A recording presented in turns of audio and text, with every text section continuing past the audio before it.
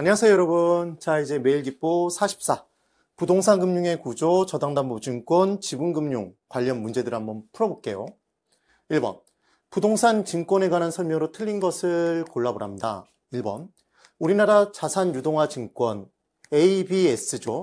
그래서 우리가 어떻게 공부했었냐면 A는 자산이었어요. 에셋. 미래 에셋이 자산이란 말씀을 드렸죠. 그래서 자산을 담보로 발행된 증권 ABS였습니다. 그때 그 자산의 종류가 주택 저당 채권이면 그게 MBS였던 거죠, 여러분. 그래서 자산 유동화에 관한 법률에 의해 도입되었다. 이 내용대로 따라 들어가면 되는 거예요. 그 다음 2번. 저당 대출 자동이체 채권. 이 부분에 한글로 나와 있는 이 용어를 외우려고 절대 노력하지 마세요.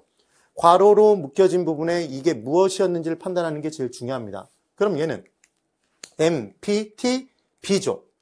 그럼 MPTB라고 나오면 얘는 혼합형이잖아요, 여러분. 하나의 주택, 지금 하나의 저당 집합에서 만기와 이자를 다양화해요. 뭔가 다양화시켜서 쪼개놓은 건, 그래서 발행한 여러 종류의 채권이라고 얘기를 하면 다계층 채권이죠, 여러분. 그때 각각 쪼개져 있는 다계층 채권 하나하나를 트렌치라고 한다, 치치치. 그게 CMO였죠, CMO.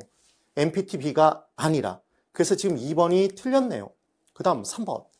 주택, 지금 저당 대출 자동 이체 채권 이 부분의 내용을 이렇게 읽지 말라고 그러셨어요. 말라고 말씀드렸죠, 제가. MPTB예요, MPTB. MPTB는 주택 저당 이체 증권, MPTS와 지분형 저당담보증권, 주택 저당담보부 채권, MBB의 혼합형이다? 혼합형 맞죠? 맞네요. 그 다음 4번. 주택 저당 담보부 채권은 여기에 나와 있으니까 여기다가는 지금 영어를 안 줬겠죠. MBB예요. MBB는 저당 채권의 집합에 대한 채권적 성격이죠, 여러분. 주택 저당 증권이다. 오네요. 그래서 돈 좀 빌려줘 봐봐. 지금 그 얘기였습니다.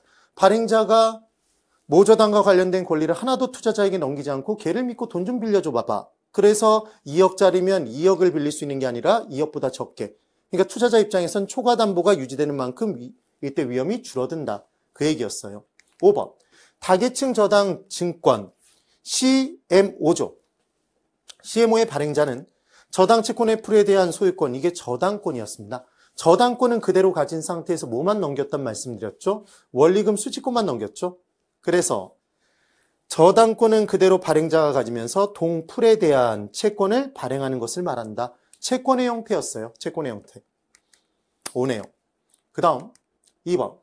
부동산 시장 및 부동산 금융에 관한 설명으로 틀린 것을 골라보랍니다. 1번.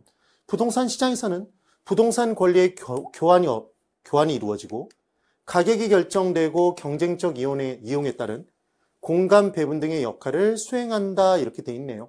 그래서 실제로 부동산 시장에서 수요자와 공급자가 만나서 이때 토지라는 자원이 배분된다. 건물이란 자원이, 부동산이 배분된다. 지금 그 얘기죠.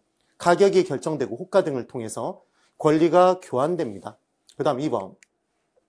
주택시장이 침체하여 주택거래가 부진하다면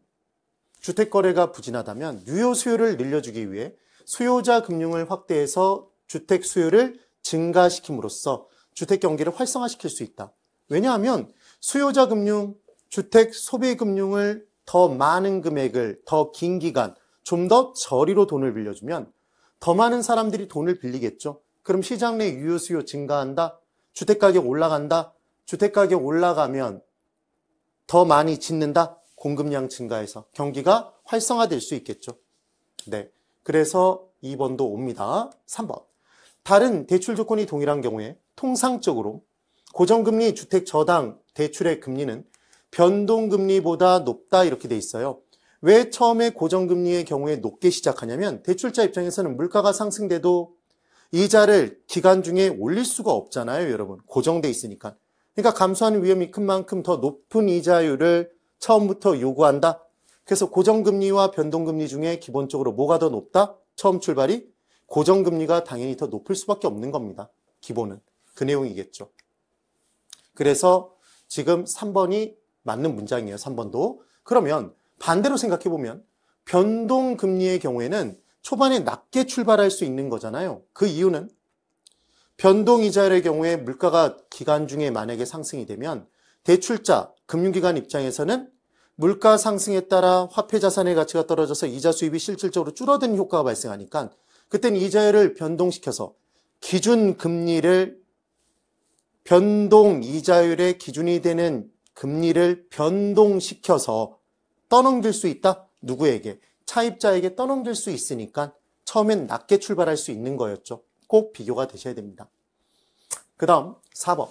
주택저당 대출의 기준인 담보인정비율, LTV, 얘는 V, 밸류, 가치 기준이라는 말씀을 드렸어요. 그 다음 차주상환 능력, DTI, I, 인컴, 소득 기준이었죠, 여러분. 얘가 변경되면 주택 수요, 유효 수요가 변화될 수 있다? 변화될 수 있죠.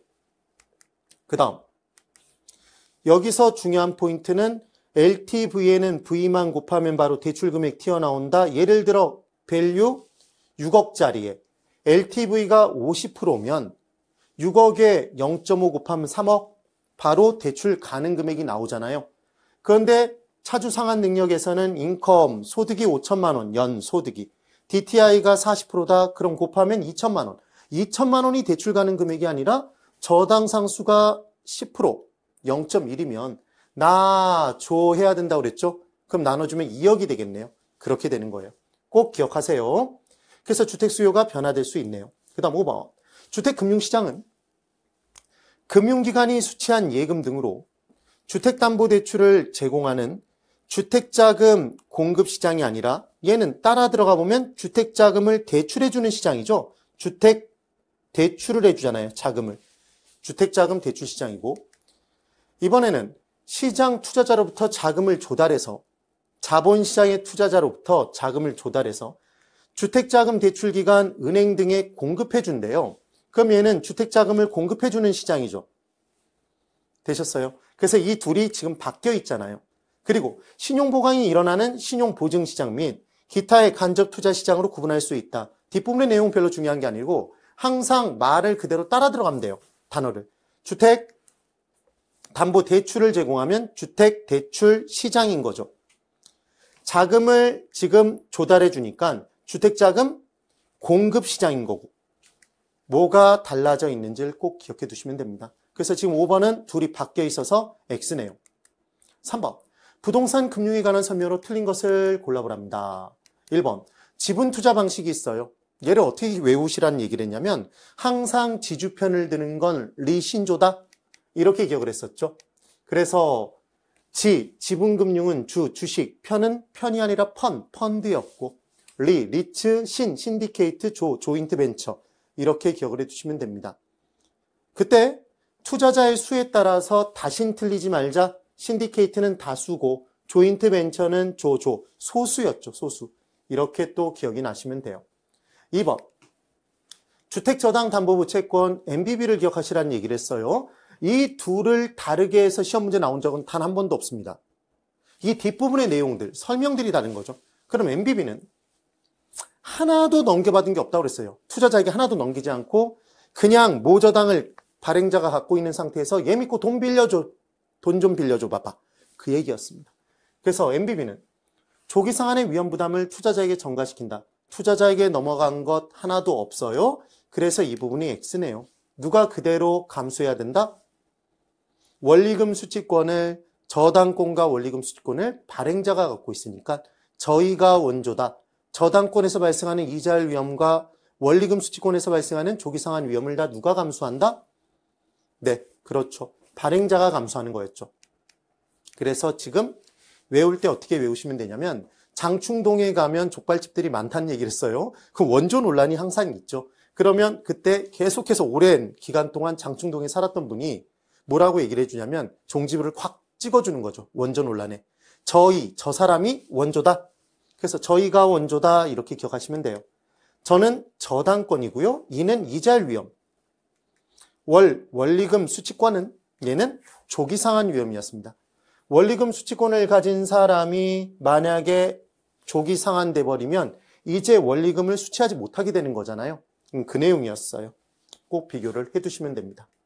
그래서 2번이 틀렸네요. 3번. 유동화 자산은 자산 유동화의 대상이 되는 자산으로서 채권, 부동산, 기타 재산권 등을 말한다. 그래서 학자금 대출 관련해서도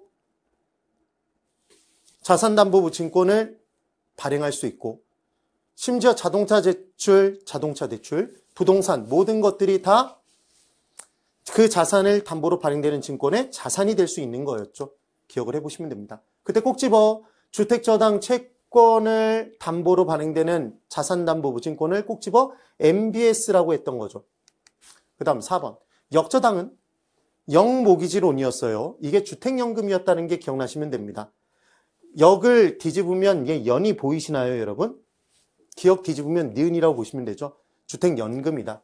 그래서 대출자가 차입자의 주택을 담보로 제공받고 1순위 저당권을 설정한 상태에서 매 기간마다 보통 매월로 주죠. 정기적으로 일정액을 지불하는 제도다.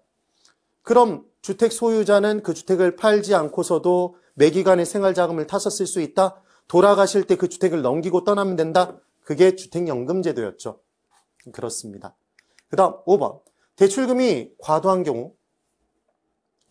과도하면 차입자는 원리금 상환 부담이 크겠죠. 그럼 채무 불이행 위험이 커진다? 당연히 커집니다. 그래서 차입자의 채무 불이행 가능성이 커질 위험이 있다. 당연히 맞죠. 우리의 내일은 반드시 합격으로 돌아옵니다. 오늘도 정말 고생이 많으셨습니다.